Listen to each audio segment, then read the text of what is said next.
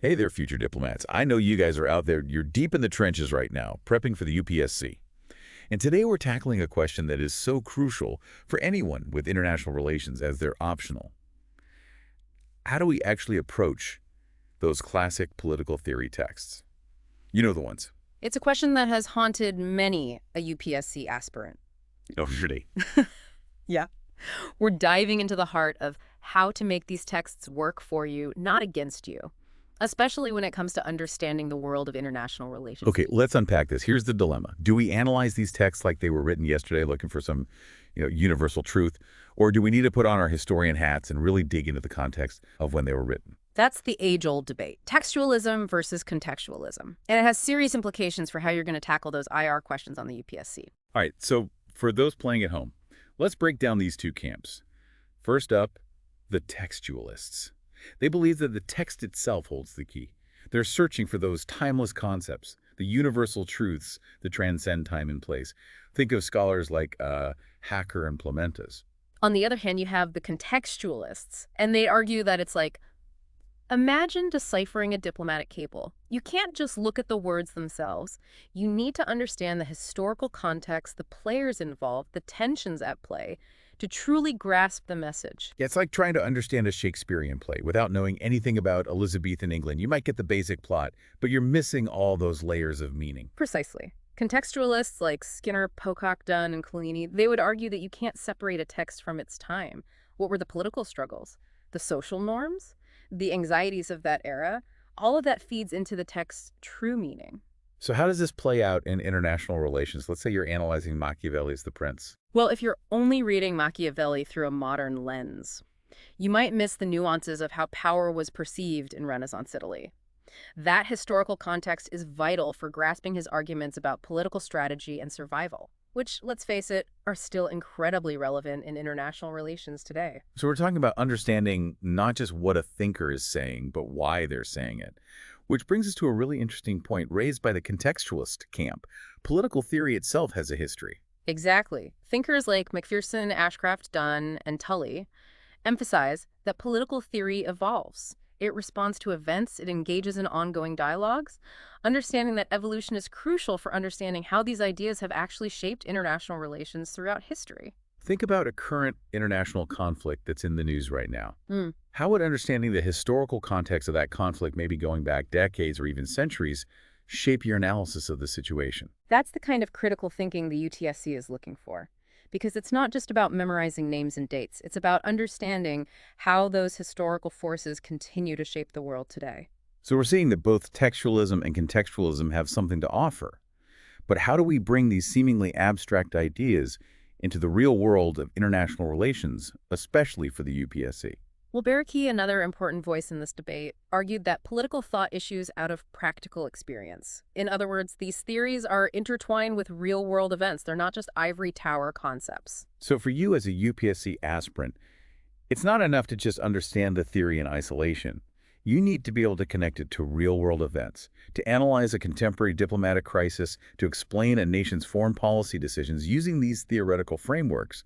And that's where the real magic happens. Because suddenly these texts aren't just dusty old books, they become tools that you can use to dissect and understand the complex world of international relations.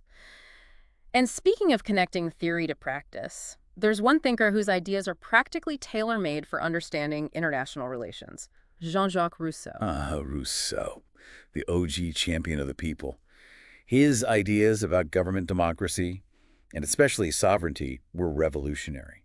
And they're still debated and discussed in international relations today. You see, back in Rousseau's time, sovereignty was often associated with monarchs or rulers who claimed absolute power. But Rousseau flipped the script. He said, hold on a second. The real power lies with the people. It was a radical idea. That shook the foundations of traditional political thought. And it had a ripple effect that's still felt today, especially in international relations. Think about the formation of international organizations like the United Nations. Rousseau's ideas about popular sovereignty are woven into the very fabric of these institutions. So when you're prepping for the UPSC, and you come across those questions about the role of international organizations, global governance, or the legitimacy of international law, think back to Rousseau. Ask yourself, how do these institutions reflect or maybe fail to reflect the will of the people?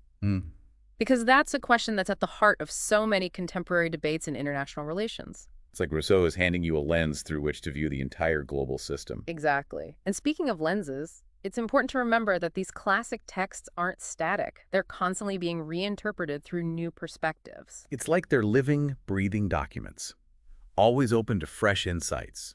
Take, for example, feminist scholarship. It's about a whole new dimension to how we understand these classic works. Feminist scholars are asking critical questions about the role of women in political thought, how gender dynamics have been perceived, and how these ideas might be reinterpreted to promote greater equality and justice on the world stage. And this isn't just an academic exercise. It has real implications for how we approach international relations. For example, how might feminist perspectives reshape our understanding of conflict resolution or humanitarian intervention? Or even the very structure of international organizations. These are questions that a UPSC examiner might ask you to grapple with. So it's not enough to just know what the big names said. You need to be able to analyze their ideas through different lenses to see how they hold up or maybe fall apart when challenged by new perspectives. And that brings us to another fascinating lens through which to examine these texts. Republicanism. Now, we're not talking about the modern political party here. Right, we're talking about a rich political tradition that goes all the way back to ancient Rome, a tradition that emphasizes civic virtue, public service, and the common good. Thinkers like Machiavelli, yes, that Machiavelli, the authors of the Federalist Papers. Even Locke can be reinterpreted through this lens. It prompts us to ask, how might their ideas about citizenship participation and the balance between individual liberty and the needs of the state offer new approaches to global challenges? So let's say you're faced with a UPSC question about the rise of nationalism or the challenges of global cooperation. Having that Republican lens at your disposal allows you to offer a more nuanced and insightful analysis. It shows that you're not just regurgitating information, but you're thinking critically about these concepts and applying them in creative and, dare I say, strategic ways, which, let's face it, is exactly what the UPSC is looking for. It's like you're building a mental toolkit filled with all these different lenses. You can analyze a situation from a realist perspective, then shift to a liberal lens, then bring in a feminist critique.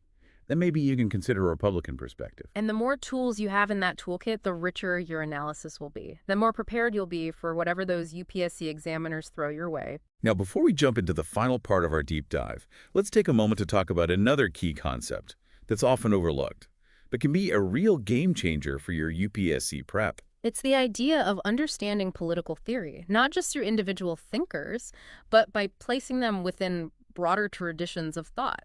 It's like we've been talking about individual trees, but now we're stepping back to see the whole forest. Exactly. Thinkers like Strauss and Wallin, they argue that we should approach these texts by placing them within the larger Western political tradition.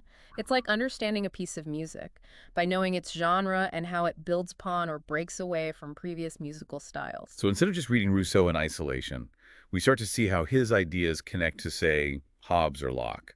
We see where their ideas clash, where they overlap, and how they build upon each other. And this approach is particularly valuable for understanding international relations. It helps us grasp the development of international law, the evolution of theories of war and peace, the ongoing debates about the role of power and morality in global affairs. All of these have deep roots in the history of political thought. For example, Strauss was fascinated by how modern political thought diverged from the ancient Greek focus on natural right. He saw this as a turning point, a shift towards individualism and material comfort that, in his view, had some negative consequences for political philosophy. Now, you might agree with Strauss's critique, or you might not. But the key takeaway here is that these debates within the tradition matter.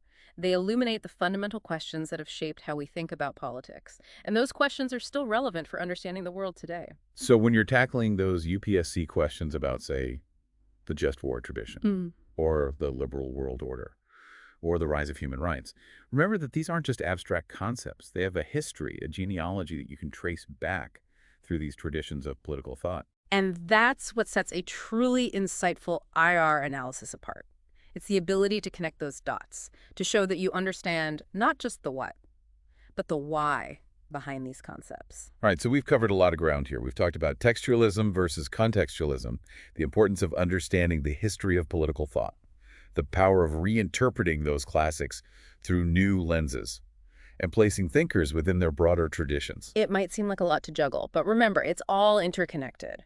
And for you as a UPSC aspirant, each of these approaches is like adding another tool to your analytical toolkit.